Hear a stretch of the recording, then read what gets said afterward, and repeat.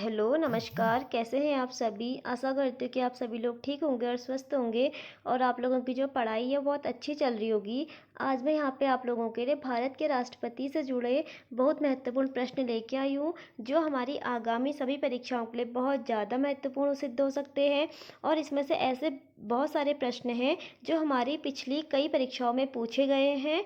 और अगर आप लोगों को ये पसंद आए तो प्लीज़ इसे लाइक और शेयर ज़रूर करिएगा और अपनी राय कमेंट बॉक्स में ज़रूर दीजिएगा कि प्रश्न आपको कैसे लगे।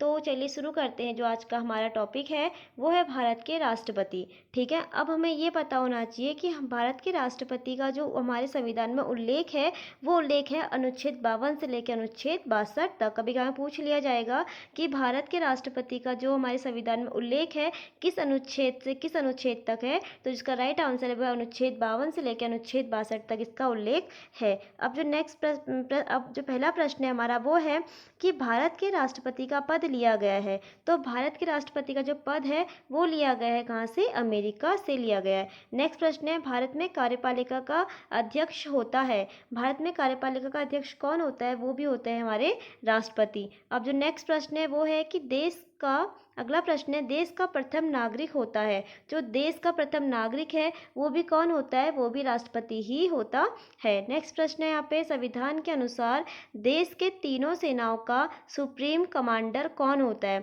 तो संविधान के अनुसार देश के तीनों सेनाओं का सुप्रीम कमांडर वो भी कौन होता है? राष्ट्रपति ही होता है। अब जो नेक्स्ट प्रश्न है वो है हमारा कि भारत के राष्ट्रपति के लिए आवश्यक योग्यता नहीं है। तो हमें यहाँ पे इन चार ऑप्शन में से बताना है कि इनमें से कौन सी योग्यता भारत के राष्ट्रपति के लिए नहीं है। पहला है भारत का नागरिक हो, बिल्कुल सही है, उसे भारत का नागरिक होना चाहिए।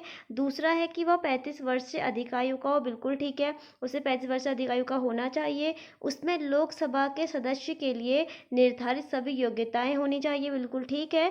वह सदन के किसी सदन का सदस्य होना चाहिए, ये गलत है, क्योंकि जो राष्ट्रपति होता है वो किसी भी सदन का सदस्य नहीं होता है। तो ये इसका सही आंसर ये है कि वो संसद के किसी भी सदन का सदस्य हो, जो कि गलत है। अब जो नेक्स्ट प्रश्न है वो है हमारा यहाँ पे कि भारत के राष्ट्रपति निर्वाचित होने के पात्र बनने के लिए किसी व्यक्ति की आयु पूर्ण होनी चाहिए। यानी कि किसी व्यक्ति को राष्ट्रपति का चुनाव लड़ना है तो उसकी आयु कितनी होनी चाहिए? तो उसकी आयु 35 वर्ष पूर्ण हो चुकी होनी चाहिए। तो उसका जो राइट आंसर है वो है ऑप्शन 4 यानी कि 35 वर्ष। अब जो नेक्स्ट प्रश्न है हमारा वो है यहाँ पे कि एक व्यक्ति राष्ट्रपति पद के लिए अधिकतम कितनी बार निर्वाचित हो सकता है। यानी कि अगर कोई एक व्यक्ति अगर राष्ट्रपति पद के लिए एक बार निर्वाचित हो चुका है तो दूसरी अधिकतम कितनी बार निर्वाचित हो सकता है, तो इसका राइट आंसर है वो ऑप्शन नंबर 4 यानी कि इसकी कोई सीमा नहीं है। यानी कि एक व्यक्ति कितनी भी बार राष्ट्रपति बन सकता है। अब नेक्स्ट प्रश्न है यहाँ पे, राष्ट्रपति का निर्वाचन किस प्रकार से होता है? तो जो राष्ट्रपति का निर्वाचन है वो कैसे होता है? अप्रत्यक्ष रूप से, यानी कि इनडायरेक्ट रूप से क्या होता है यहाँ पे? राष्ट्रपति का निर्वाचन होता है। अब जो नेक्स्ट प्रश्न है वो है हमारा यहाँ पे कि राष्ट्रपति पद के निर्वाचन हेतु कौन सी पद्धति अपनाई जाती है? तो राष्ट्रपति के पद के निर्वाचन हेतु जो पद्धति अपनाई जाती है वो है ऑप्शन नंबर 4 यानी कि समानुपातिक प्रतिनिधित्व एवं एकल संक्रमणी मत पद्धति। ऑप्शन नंबर 4 यानी कि समानुपातिक प्रतिनिधित्व एवं एकल संक्रमणी मत पद्धति ये अपनाई जाती है। अब नेक्स्ट यहाँ पे प्रश्न है कि राष्ट्रपति पद के चुनाव संबंधी विवाद का निपटारा कौन करता है? यानी कि अगर कभी राष्ट्रपति के पद चुनाव संबंधी कोई विवाद हो जाता है तो जिसका निपटारा है वो कौन करता है? यहाँ पे वो करता है उच्चतम न्यायालय। अब नेक्स्ट प्रश्न है यहाँ पे हमारा, नेक्स्ट प्रश्न है कि राष्ट्रपति के चुनाव के लिए प्रस्तावक एवं अनुमोदक को कम से कम कितनी संख्या होनी चाहिए? यानी कि प्रस्तावक और अनुमोदक की कितनी संख्या होनी चाहिए? तो जो इसका राइट आंसर है वो ऑप्शन नंबर 3 यानी कि 50 अनुमोदक होने चाहिए और 50 क्या होने चाहिए? प्रस्तावक होने चाहिए। अब नेक्स्ट प्रश्न है यहाँ पे हमारा कि राष्ट्रपति का चुनाव संचालित किया जाता है। तो राष्ट्रपति का चुनाव कौन संचालित करता है? इसका जो राइट आंसर है वो है ऑप्शन नंबर 3 यानी कि निर्वाचन आयोग द्वारा। अब नेक्स्ट प्रश्न है यहाँ पे हमारा कि भारत के राष्ट्रपति का चुनाव कितने वर्षों के लिए होता है? तो भारत के राष्ट्रपति का चुनाव है वो कितने वर्षों के लिए होता है? 5 वर्षों के लिए होता है। नेक्स्ट प्रश्न है यहाँ पे कि किस अनुच्छेद के तहत राष्ट्रपति अपने पद ग्रहण करने की तिथि से 5 वर्ष की अवधि तक अपने पद पर बना रहता है। यानी कि किस अनुच्छेद के तहत राष्ट्रपति 5 वर्ष तक अपने पद पर बना रहता है, तो इसका जो राइट आंसर है ऑप्शन नंबर बी, यानी कि 56, अनुच्छेद 56 के तहत। अब नेक्स्ट प्रश्न है यहाँ पे हमारा कि भारत के राष्ट्रपति को उसके पद से हटाया जाता है। तो यानी कि भारत के राष्ट्रपति को अगर उसके पद से हटाना है तो हम कैसे हटा सकते हैं? इसका जो राइट आंसर है वो है महाभियोग द्वारा। ठीक है, अब महाभियोग की जो प्रक्रिया है किस अनुच्छेद में है? ये अनुच्छेद 61 में। ठीक है, अब नेक्स्ट प्रश्न है यहाँ पे हमारा, नेक्स्ट प्रश्न है कि राष्ट्रपति पर महाभियोग किस आधार पर लगाया जा सकता है? तो राष्ट्रपति पर जो महाभियोग है वो, इसका जो राइट आंसर है वो ऑप्शन नंबर बी, यानी कि संविधान का उल्लंघन करने पर।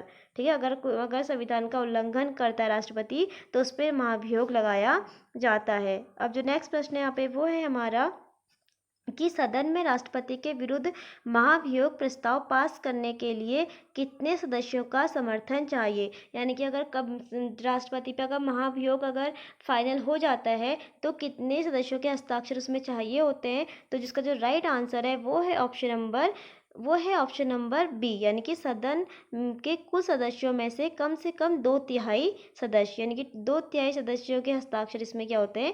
आवश्यक होते हैं। जिसका जो राइट आंसर है ऑप्शन नंबर यहाँ पे बी। अब जो नेक्स्ट प्रश्न है यहाँ पे वो है हमारा कि नेक्स्ट प्रश्न है, भारत के राष्ट्रपति के विरुद्ध महाभियोग प्रस्ताव पर संसद के किसी सदन के कितने सदस्यों के हस्ताक्षर आवश्यक है? यानी कि अगर राष्ट्रपति पर अगर महाभियोग प्रस्ताव अगर लाना है तो कितने व्यक्तियों के जो हस्ताक्षर इसमें होने चाहिए? तो वो है यहाँ पे 1/4। ठीक है, 1/4 सदस्यों के इसमें हस्ताक्षर होने चाहिए। इससे ऊपर का जो प्रश्न था वो था पारित, अगर हमें पारित हो जाता है तो कितने सदस्य होने चाहिए? वो 2/3, जबकि अगर प्रस्ताव लाना है तो उसमें होता है 1/4। नेक्स्ट प्रश्न है यहाँ पे हमारा कि भारत के राष्ट्रपति पर महाभियोग किस अनुच्छेद के तहत लगाया जाता है? तो भारत के राष्ट्रपति पर जो महाभियोग है वो लगाया जाता है आर्टिकल 61 के तहत, यानी कि अनुच्छेद 61 के तहत राष्ट्रपति पर महाभियोग लगाया जाता है। अब नेक्स्ट प्रश्न है यहाँ पे हमारा कि राष्ट्रपति पर महाभियोग लगाए जाने पर कम से कम कितने दिन पूर्व राष्ट्रपति को सूचना देना आवश्यक होती है? तो कितने दिन पूर्व राष्ट्रपति को सूचना देना आवश्यक होता है? तो इसका जो राइट आंसर है वो ऑप्शन नंबर बी, यानी कि 14 दिन पहले, यानी कि राष्ट्रपति को 14 दिन पहले सूचना देना आवश्यक होता है। नेक्स्ट प्रश्न है यहाँ पे हमारा कि राष्ट्रपति पर महाभियोग की प्रक्रिया किस देश के संविधान से ली गई है? तो राष्ट्रपति या महाभियोग की जो प्रक्रिया है ये कहाँ से ली गई है? ये ली गई है अमेरिका से। अब नेक्स्ट प्रश्न है यहाँ पे हमारा, नेक्स्ट प्रश्न है कि राष्ट्रपति के चुनाव के लिए निर्वाचक मंडल में होते हैं, यानी कि राष्ट्रपति के चुनाव में कौन कौन शामिल होते हैं? तो जिसका राइट आंसर है वो ऑप्शन नंबर बी, यानी कि संसद के दोनों सदनों तथा विधानसभाओं के निर्वाचित सदस्य, यानी कि लोकसभा, राज्यसभा और विधानसभा के निर्वाचित सदस्य, ये क्या होते हैं हमारे? ये हमारे निर्वाचक मंडल में शामिल होते हैं। और याद रखना इसमें विधान परिषद, ठीक है, इसमें विधान परिषद के सदस्य शामिल नहीं होते हैं। ठीक है, कोई एग्जाम पूछ ले जाए कि क्या विधान परिषद के सदस्य भी शामिल होते हैं? नहीं, तो विधान परिषद के सदस्य शामिल नहीं होते हैं।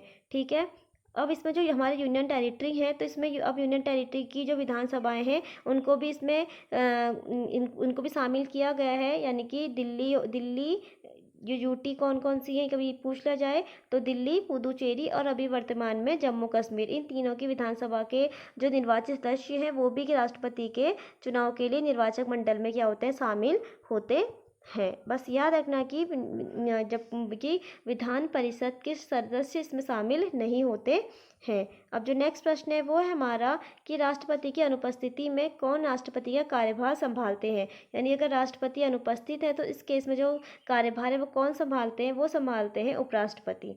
ठीक है, अब नेक्स्ट प्रश्न है यहाँ पे, यदि किसी कारणवश राष्ट्रपति और उपराष्ट्रपति दोनों ही अनुपस्थित हों तो राष्ट्रपति का पद कौन संभालते हैं? यानी कि अगर राष्ट्रपति भी अनुपस्थित है और उपराष्ट्रपति भी नहीं है तो इस केस में जो राष्ट्रपति का पद संभालते हैं वो संभालते हैं भारत के मुख्य न्यायाधीश, यानी कि चीफ जस्टिस ऑफ इंडिया, वो क्या संभालते हैं? राष्ट्रपति का पद यहाँ पे संभालते हैं। अब नेक्स्ट प्रश्न है यहाँ पे कि राष्ट्रपति की मृत्यु अथवा त्यागपत्र या अन्य कारणों से अपने कर्तव्य को नहीं निभा सकता है तो उपराष्ट्रपति कितने समय तक राष्ट्रपति के रूप में कार्य करते हैं। यानी कि अगर मान लो अगर राष्ट्रपति की मृत्यु हो जाती है या राष्ट्रपति अपना त्यागपत्र दे देते हैं या कोई अन्य कारणवश से अपने कर्तव्य को नहीं निभा सकते हैं, तो जो उपराष्ट्रपति हैं वो कितने समय तक राष्ट्रपति के रूप में कार्य कर सकते हैं। तो जिसका राइट आंसर है 6 माह, यानी 6 माह, अधिकतम 6 माह तक ही वो राष्ट्रपति के पद पर बने रह सकते हैं। उसके बाद नए राष्ट्रपति का चुनाव करना आवश्यक होता है। अब नेक्स्ट प्रश्न है यहाँ पे हमारा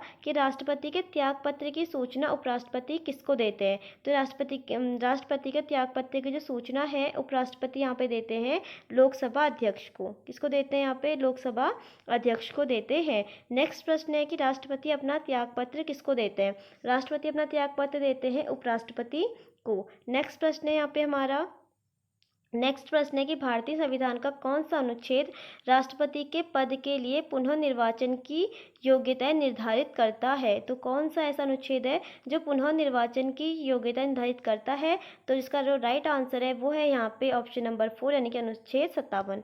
ठीक है, अनुच्छेद 57। नेक्स्ट प्रश्न है यहाँ पे निम्नलिखित में से भारत का राष्ट्रपति किसकी नियुक्ति नहीं करता है।